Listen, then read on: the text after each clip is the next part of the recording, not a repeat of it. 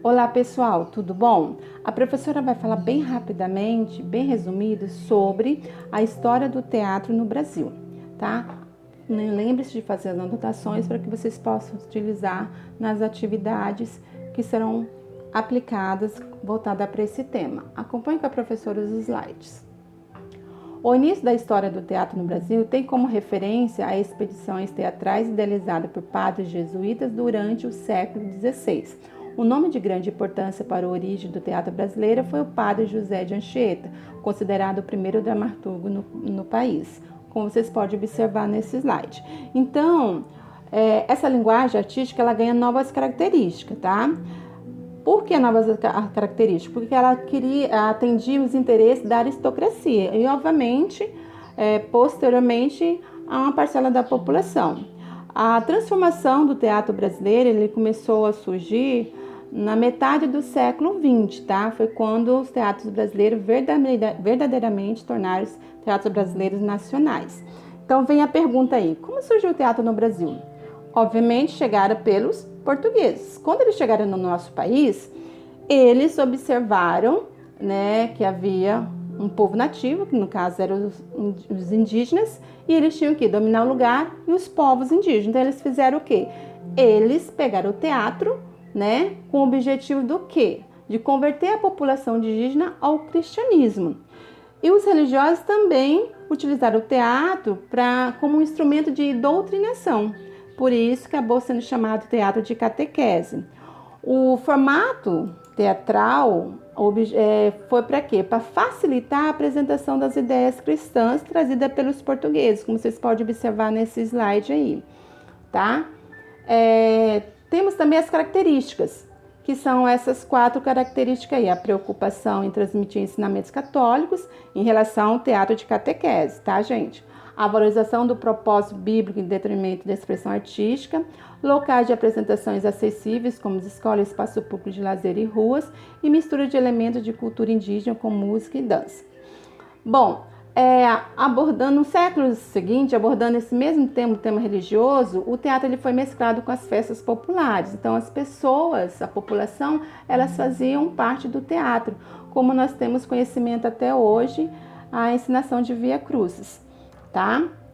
Nós temos também a evolução do teatro no Brasil, tá? Aí fala bem claro, um evento marcante para a cena cultural brasileira foi a vinda no final de 1907 de Dom João VI e a sua família, fugindo dos conflitos de Napoleão Bonaparte na Europa.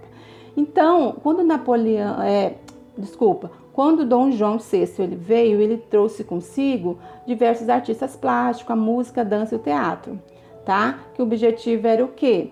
Era a diversão da aristocracia. Então, ele fez um decreto estabelecendo a criação de teatro, tá? Para suprir essa demanda dessa nova classe que se instalava no nosso país. Obviamente, essas peças eram modelos franceses, que não tinha nada a ver com os costumes e a cultura do povo nativo do nosso país, tá? Uma obra marcante para o teatro brasileiro, na primeira metade do século XIX, foi essa que eu estou mostrando para vocês aí, de Gonçalves, tá? Essa peça, ela é inserida na vertente de romantismo, o gênero dramático, os objetivos eram nacionalistas e teve como protagonista, tá? O ator João Caetano, tá? Costumes e comédias, tá? Ela surgiu no século XIX, era um gênero teatral baseado em humor e sátira, tá? Abordava o quê? O comportamento da sociedade da época, com os personagens caricatos, tá? O mais importante dramaturgo da comédia de costume foi Luiz Carlos Martins Pena, como estou mostrando aí para vocês no slide. E aí tem algumas obras de destaque de grande importância dele, tá? Temos aí o teatro realista, que é uma expressão artística integrada ao realismo. O movimento surgiu na Europa, que se opunhava ao romantismo e tinha um propósito de relevar questões sociais latentes na sociedade, né? E uma época em que o Brasil estava em grandes transformações, que foi o fim da escravidão e também da proclamação da República, como vocês estão observando aí no slide. Então, com isso, teve a vinda dos imigrantes, que compôs, né, a classe trabalhadora, e os espetáculos abordavam assuntos que envolviam a política, a economia e os dilemas humanos. Considerados como os principais dramaturgos realistas, os escritores, como eu estou mostrando aí nesse slide, Machado de Assis, José de Alencar, Joaquim Manuel e Arthur, tá? Temos também o teatro brasileiro a partir do século XX, tá? Com uma linguagem bem autêntica. Companhias nacionais surgem a partir da década de 30, como esse exemplo aí, o Teatro de Estudante do Brasil, tá? Que foi em 1938. Entretanto, em 1943, gente, teve uma expressão que ganha bastante visibilidade, né? Com a estreia dessa peça aí que eu estou mostrando para vocês, Vestido de Noiva, de Celso Rodrigues. Foi inaugurado um teatro moderno no país, né? Assinou a direção do espetáculo o dramaturgo polonês e outros grupos importantes foi surgindo, principalmente em São Paulo e Rio de Janeiro. É o caso, por exemplo, do Teatro Brasileiro de Comédia, tá? Criado por Franco, como vocês podem observar aí na imagem. E deles participam os nomes importantes, como esses atores aí que eu estou mostrando para vocês. Entre eles, temos aí a atriz Fernanda Montenegro, que ela integrou na Companhia de Teatro Brasileira de Comédia nos anos 60. Anos depois foi fundado, né, o Teatro de Arena, em 1953. Esse grupo ele trazia uma aura revolucionária, contestadora, frente à tensão política e social dos anos da pré-ditadura. Uma peça marcou o início da companhia, que foi essa que eu estou mostrando aí no slide para vocês, encenada em 1958. Um nome muito importante para a cena teatral foi, né, o Augusto, tá? Ator e dramaturgo que integrou no Teatro de Arena.